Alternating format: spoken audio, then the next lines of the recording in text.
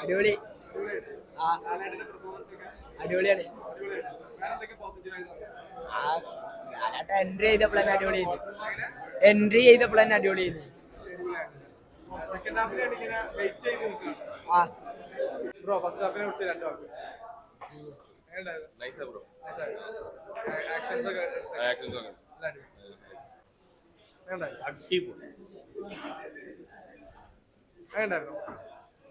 First ഹാഫിനെ കുറിച്ച്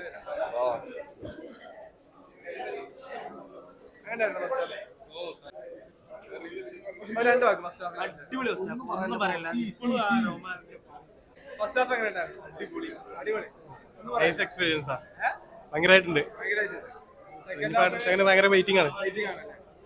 first half വരെ കുഴപ്പമൊന്നുമില്ല, ത്രില്ലിംഗ് ആണ്. ആ ഈ ഫസ്റ്റ് ഹാഫ് കണ്ടു കഴിഞ്ഞാൽ സെക്കൻഡ് ഹാഫ് തുടങ്ങാണ്ട് ഏറ്റവും പൊളിയാണ്. ഇൻട്രോ പൊളിയാണ്, എല്ലാം പൊളിയാണ്. First half super. ഒരു ഇംഗ്ലീഷ് സിനിമക്കെല്ലാം കാണുന്ന ഒരു സെറ്റപ്പില്.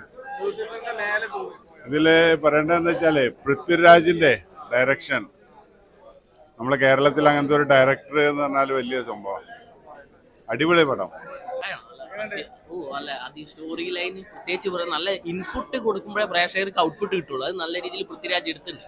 എന്തായാലും സ്ക്രിപ്റ്റും വൈസ് ഒക്കെ ഓക്കെ. ഇനി സെക്കൻഡ് ഹാഫിന് വെയിറ്റിംഗ് ആണ്. അടിപൊളി.